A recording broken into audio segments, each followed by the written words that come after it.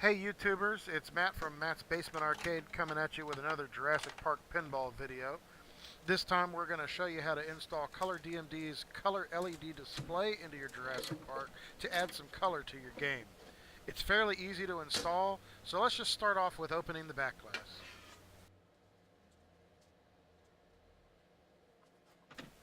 Once you have the back glass removed, then simply lift up and out to remove the speaker panel assembly. And next we're going to disconnect a few things so that we can get the display over to the workbench. Starting with the speaker connection, the main ribbon cable from the game, the high voltage connector from the power supply, which actually will not be reconnected as this display works off the low voltage and will allow your game to consume less power now. Next, I am removing the screws which connect the grounding straps.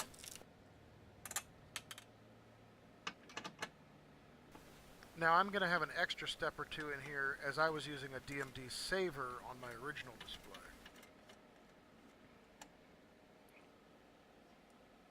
So this is the 5-volt supply going to the DMD saver. And this is the DMD saver itself, where you should just be removing a ribbon cable if you didn't actually have one installed. And finally, just 2 more screws to free up the ground straps, and your assembly is free.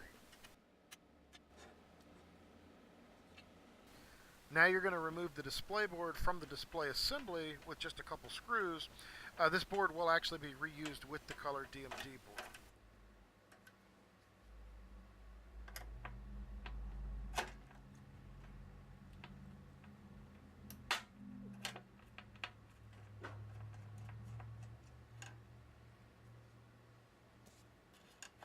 It's actually 4 screws, but I already removed 2 with the ground straps for the speakers. Carefully set your display board to the side, and we're going to remove the RF shield and original display next. On my Jurassic Park, this was as easy as removing the 4 corner screws and the bottom middle screw. The top middle screw was actually not a full post, but it might be on your game, so you'll want to check. Now repeat the pattern to remove the bottom half of those posts, which secure the display in place.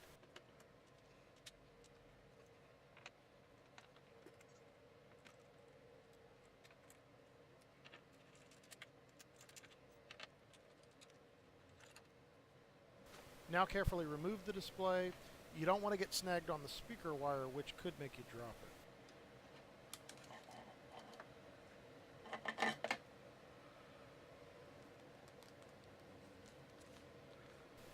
Okay, let's prep the new display to mount the original display board on the colorDMD. This will be done by inserting the plastic standoffs which come with the new display.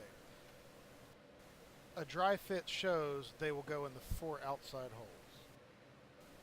Facing the short side down, carefully push them in until they click.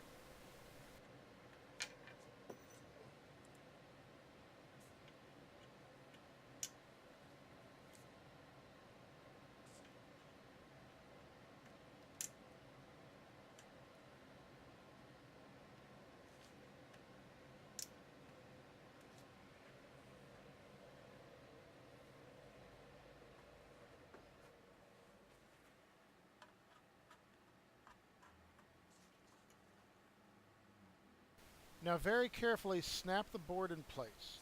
According to their instructions, the main ribbon cable should be at the top. The top of the display is indicated by a sticker, as well as the 4 control buttons on the colorDMD being on the top. You don't want to put too much force or flex the board, so I recommend sort of pinching the board where you support it from the back while you snap the board to the standoff. Now with that being said, James, who's a member of my Jurassic Park Pinball Machine Owners Club on Facebook, pointed out he had to mount the board upside down in order to be able to plug in the ribbon cable. I didn't have this issue, but if you do have to remove the board, make sure you push in the release on the standoffs as they're pretty tight to get them off. Now we are ready to put the colorDMD into the speaker box assembly, again noting the top of the new display matches your housing.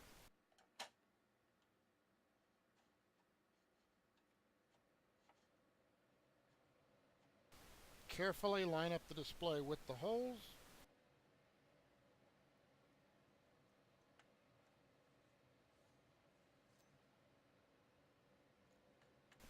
Now they did provide new screws with the colorDMD, but I'm just going to use the original standoff post to secure the screen in place.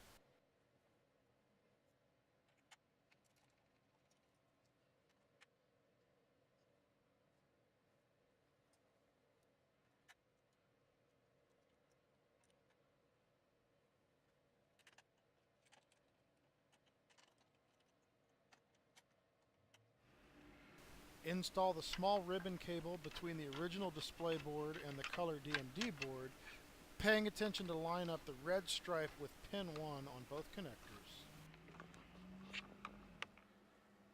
Next, we are going to pre-fit the colorDMD's power cable. This was supplied in the kit and will plug into the power adapter, which will be fitted onto the game's power supply board. So let's go ahead and install that power adapter, which came in the kit. You'll see the power connector here in the top left of the back box, connector CN6. Although you might not be able to see the markings, it is the largest plug on the board, so you'll know which one it is.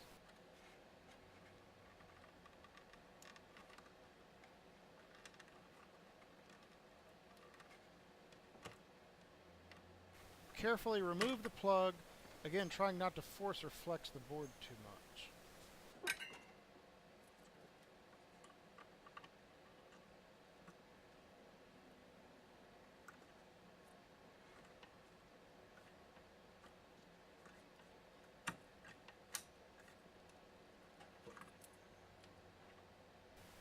Here I am installing the adapter to the board. It is keyed so it only fits one way. However, I found the display's power cord was difficult to plug into the adapter without flexing things, as it was pretty tight. So I recommend plugging in the included Y adapter cord into the adapter before you plug it into the game.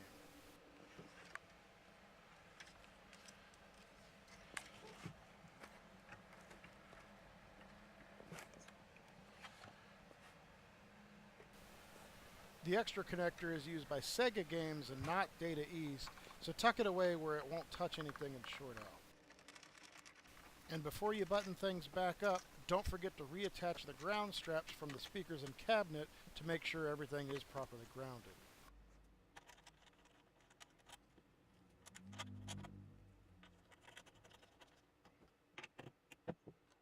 Connect the main ribbon cable from the game. Again, don't forget to make sure you have the red stripe aligned on pin 1.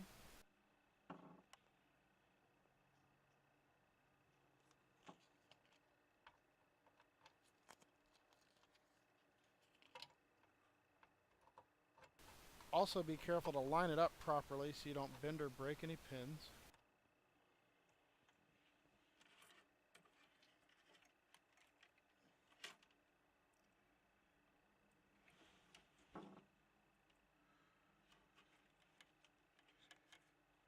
Plug in the 5-volt connector to the display board.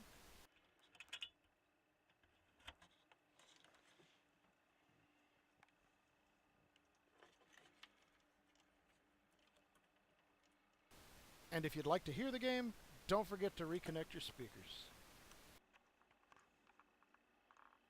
Make a quick inspection to make sure cables won't pinch or short on anything when replacing the panel or opening your back glass, and we're ready to put the panel back in place.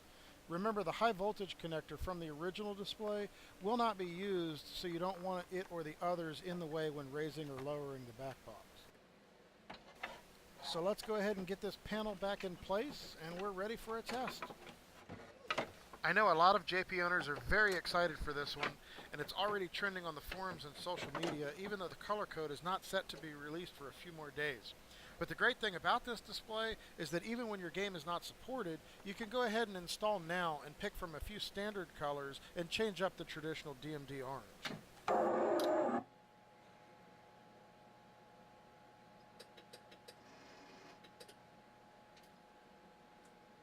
And there you have it. Your game is now in glorious black and white.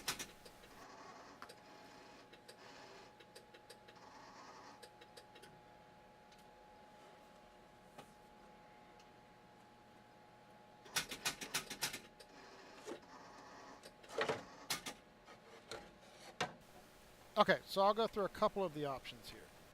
The first will be which cabinet is your display mounted in. As you can see, there's a few choices. So we want to choose WS for Data East, White Star, if it's not selected already. Then we have contrast and brightness, so you can dim the display if needed. I skipped past color there, but that will be how you can pick your static color when you're using a game that doesn't have the color code released yet.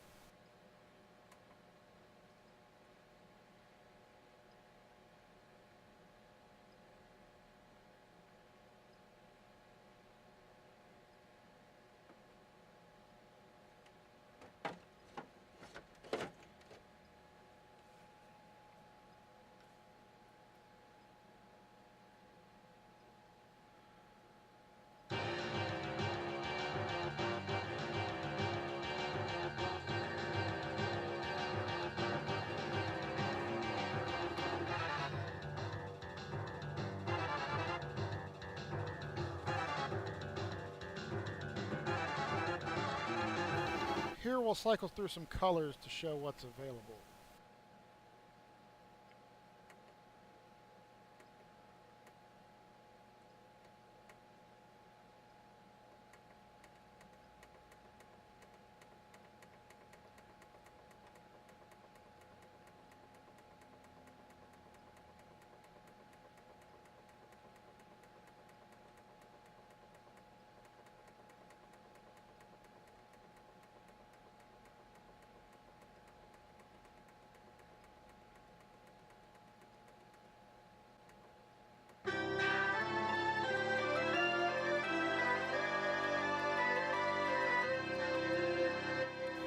Let's try it out in green. Okay everyone, there you have it. As always, if you want to see more videos, click that like button, click that subscribe button, chat it up in the comments about what you want to see. Don't forget to check out our website, mattsbasementarcade.com, for any of your ROM burning needs. colorDMD is scheduled to release the color code in the next few days, currently August 4th. So don't forget to subscribe or you'll miss the video where I try it out in full color. Stay tuned. See you in a few days.